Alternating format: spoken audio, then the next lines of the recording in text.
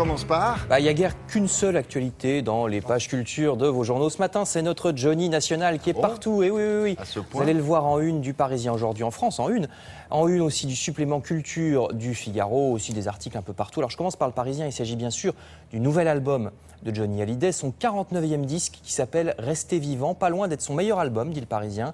12 titres qui sont au niveau, dit le journal, des meilleurs rockers classiques américains. Le Parisien dit d'ailleurs que beaucoup de critiques intello se moquent de Johnny Hallyday, mais que si exactement le même album avec marqué dessus Springsteen ou Johnny Cash, il le trouverait certainement génial. Donc c'est un problème plutôt de snobisme, selon le journal.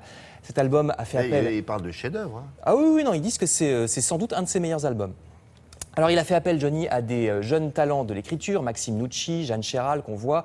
Le producteur, le monsieur à chapeau et lunettes, s'appelle Don Was, c'est le producteur d'Iggy Pop ou des Stones. Alors, il y a une idée intéressante, c'est que sur certaines versions de l'album, vous pouvez écouter aussi le premier essai de chaque chanson. On entend Johnny et le groupe qui tâtonnent. Vous savez, c'est mignon, c'est des essais.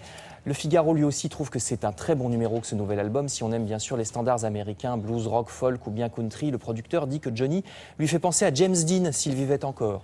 Et le journal L'Humanité également fait un bel article avec une interview. Tous les journaux que je viens de citer ont eu des interviews. Il donne autant d'interviews. Il doit être content particulièrement de cet album. Il a vraiment donné beaucoup d'interviews, c'est dans toute la presse.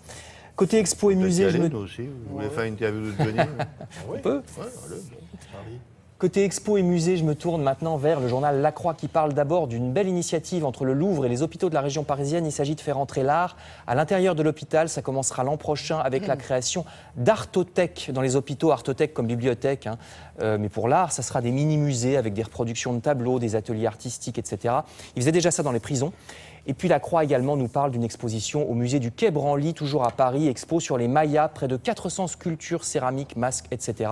au musée des Arts Premiers jusqu'en février. Et puis je termine avec le magazine Styliste et un travers qu'on retrouve beaucoup dans la presse féminine en général et la presse de jeunes aussi. Mais alors là, Styliste décroche le pompon.